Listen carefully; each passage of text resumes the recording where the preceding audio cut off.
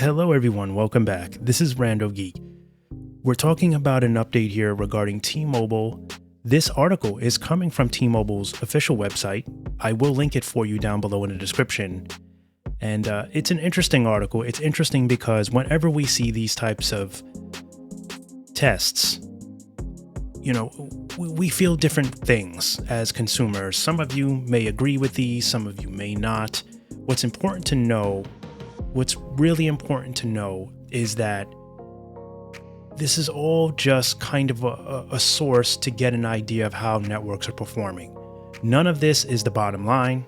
None of this is the law. None of this means that because one carrier takes the lead in this test, this specific test from this specific company doing the testing, that your network is not important, that it's not good for you, that it doesn't add value for consumers in general. And it doesn't mean that the other companies are really falling behind.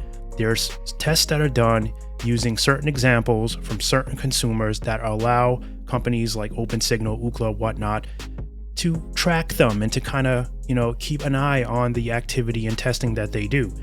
But with that being said, not all these sources are 100% reliable. These are just to give us ideas of how the networks are currently doing because they're all competing.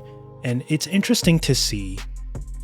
And like I said, you can take it with a grain of salt because some of you may not trust in Ookla. You may not trust in OpenSignal. You may prefer NPerf. You may prefer Coverage Map, right? Stetson, Doggett's app. You may not prefer any of them. You may just prefer real world scenarios.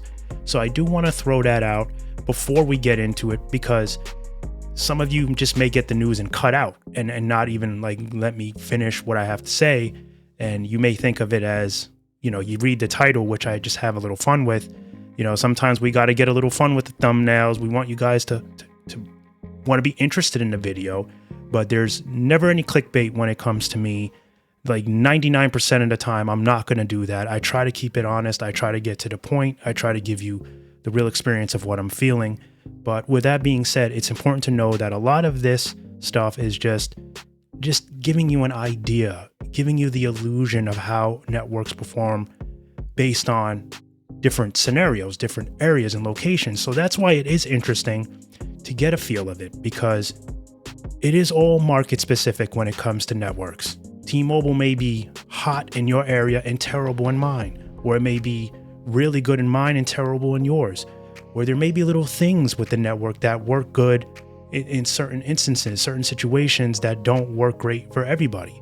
So that is why it's all important. But at the end of the day, it matters what you think is the best network for you. What network is working best for you?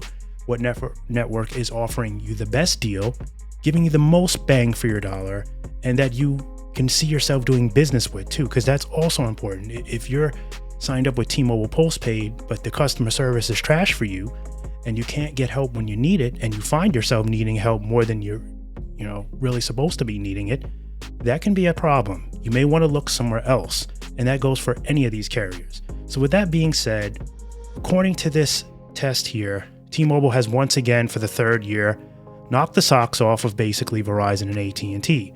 Now, also with that being said, that does not mean that Verizon and AT&T are trash and that they're not doing the best that they can to compete in the 5G market or just overall quality of wireless service. And also, this test is just one example. We're probably going to get a test from Ookla that might say something different. Might put Verizon in the lead. Usually that's how it goes. We go back and forth. T-Mobile is number one. No, it's Verizon. And then usually AT&T is in the middle. And they get the longevity award, just being the most overall reliable in the sense that they have the most coverage because they've basically been doing this for 200 years in the phone business. So we have to keep that in mind. So with that being said, let's dive into it. So for 3 years in a row, T-Mobile has claimed wins in all 5 overall network experience categories in OpenSignal's January Mobile Network Experience Report, with additional 5G performance and network consistency wins. So the Un-carrier has locked in the 3-peat. OpenSignal's latest Mobile Network Experience Report has once again found T-Mobile's network performs the best in overall experience categories, with even more wins for 5G downloads, 5G coverage experience, 5G availability, consistent quality experience, and was unbeaten for reliability experience. So Olfa Walden says, winning these metrics for the third year in a row proves how quickly we've risen from challenger to champion. 5 years into the 5G era, we're still leading the industry, pushing boundaries to deliver unparalleled experiences for our customers. And the best is yet to come because we're just getting started. So, overall experience wins prove T-Mobile T-Mobile customers get a better network experience. Everything from faster speeds, more responsive gaming, to higher quality content streams, all in places you live, work, and play. So here are the results. Download speed experience. Open Signal. AT&T coming in at 53.3. T-Mobile, the winner here, clearly, 158.5 down. And Verizon, 46 even. All right. Next, we have upload speed experience. We have AT&T at 6.6. T-Mobile at 14.3, Verizon at 8.4. Games experience. AT&T is 63.4, T-Mobile 71.6, and Verizon 68.7. Video experience. AT&T at 60.8, 63.8 for T-Mobile, and 61.1 for Verizon. Lastly, we have live video experience. AT&T coming in with 64.3, so they're in second place here for this. 65.8 going to T-Mobile, and lastly, 63.3 for Verizon. All right, so next up, the 5G experience takes T-Mobile's wins even further. The benefits of 5G only matter if it's available to use. So 5G availability, we have AT&T 14.7. T-Mobile, like killing it, 71.7, again, according to these tests. Verizon, 10.6. All right, next, 5G download speeds. We have AT&T at 155.1, 238.3 to T-Mobile, and Verizon trailing in the last place, 136.5. So that is it really for the article. Like I said, I'll link it for you. You can check it out on your own. So what is interesting here to me is that we have T-Mobile clearly dominating in all areas, right? The availability, the overall quality and reliability, the total experience for customers is in the ballpark for T-Mobile, like vastly, like amazingly, like dominating this segment this time around for Open Signal. Verizon, though, trailing brutally behind. And I do find that interesting. I don't know how much I agree with that. So this is why it's important to listen to the video and let me speak. Because although I do think T-Mobile's 5G network is very good, I think if you're in an area for 5G coverage from T-Mobile, their ultra capacity is sweet. It's very good, very responsive. But I do feel like it's more of the same. It hasn't really changed. It's just still as good as it was a couple years ago. However, there's more availability today for their 5G ultra capacity than there was 4 years ago, or even 2 years ago. Now that I have noticed, for me specifically as a consumer using T-Mobile's network, both on postpaid and with Metro by T-Mobile, I've noticed there's more availability for their 5G network, and it's a little bit more responsive. However, I do feel that the overall experience when it comes to their low band, the 600 megahertz, it's still not where it needs to be. It's improved. It has gotten a little bit better. It has gotten better. There were spots where it was really mimicking Sprint in many ways, and it still does in some cases. So I'm not gonna lie. Like there's been times when I've gotten into an elevator and it's dropped. Not happening with Verizon. Not happening with AT&T. You know, those are the two that we've always considered a little bit more reliable, and they've always gotten respect in that way. And I guess that's why consumers have been willing to pay a little bit more. That's always been how it's gone over the years, and it's still kind of gravitating in their favor when it comes to the reliability. T-Mobile is doing a little bit better in that case, but they're still trailing when it comes to that. So it's important to remember that just because a test says otherwise, our real world experiences tell us something else, and those are the ones we really got to count on. But it is interesting. Now, also, what's also very interesting to add to all of this is how AT&T has actually proved to be better in many of these tests than Verizon. Interestingly enough, AT&T hasn't really been focused too much in their 5G build-outs or even perfecting. We know that, many of us, I mean, some of you will say that the reliability of AT&T is not good. I did a poll actually and asking what you would change about AT&T, and strangely enough, a lot of you said the reliability.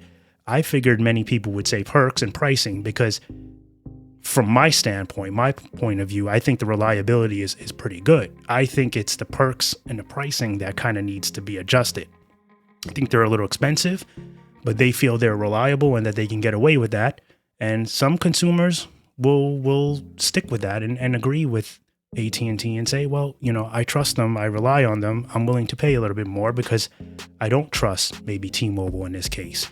Again, this is not for everybody. This is not the opinion of everybody, but this is the opinion of quite a few that choose a company like AT&T or Verizon over T-Mobile because of the issues with the low band and the issues with the reliability when it comes to schools or buildings or hospitals or any place where you're not outside in an open lit network.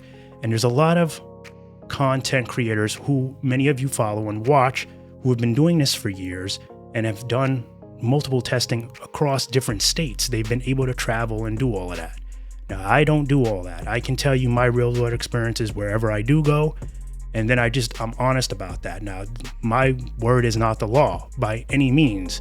So we have to keep that in mind, but it is market specific and these things all need to be taken into equation. So it's very important to know that when we see these tests, like I said, that take it with a grain of salt, use your best judgment when selecting a network, and then take it from there. Do some testing, go with the one that offers the best deal, reliability, and overall satisfaction for you.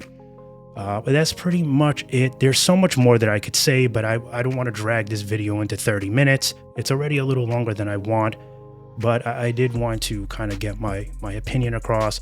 It would have been nice to see where these tests were taken. I hate when they do that. They don't really give us enough information. I want to know. We've had times where they've kind of given us a list of cities. This is not one of them, unfortunately. I don't see it. If any of you have a list, maybe you saw this article somewhere else or got this update from someone else. If you have the cities, feel free to link them down below in the comment section, because I do want to know where this testing was done, because that's also important to know. We'd like to know what states are voting for pink, right? Which states say that they're getting the best experience with pink, blue, or red for that matter. But I don't know. I don't know how I feel about this. I do think T-Mobile's 5G has gotten very good. Overall, I think it's gotten very good, but it's also just become more available. As far as the actual experience, for me personally, the results are kind of the same. Doesn't matter what phone I've been using. I've used Samsungs, I've used Pixels, I've used Motos. I'm kind of just getting the same results, but I have noticed more actual 5G availability in certain areas where it wasn't really there before. Still not the best coverage for T-Mobile in my home, so they haven't done much here, but really the best one for me in my house is actually Verizon. Then it would probably be AT&T and then T-Mobile, or T-Mobile and AT&T can kind of tag each other once in a while. So Verizon, a little bit of the best experience for me. But I'm using all three with MVNOs actually, Visible, Dark Star for AT&T, Visible for Verizon, and T-Mobile I'm using Metro. Because I'm trying to save that dollar but get that same network experience. That's how I do things. So if you have any questions for me, comment down below. I always appreciate you guys watching, so thank you for that. and I'll catch you in the next one. Bye for now.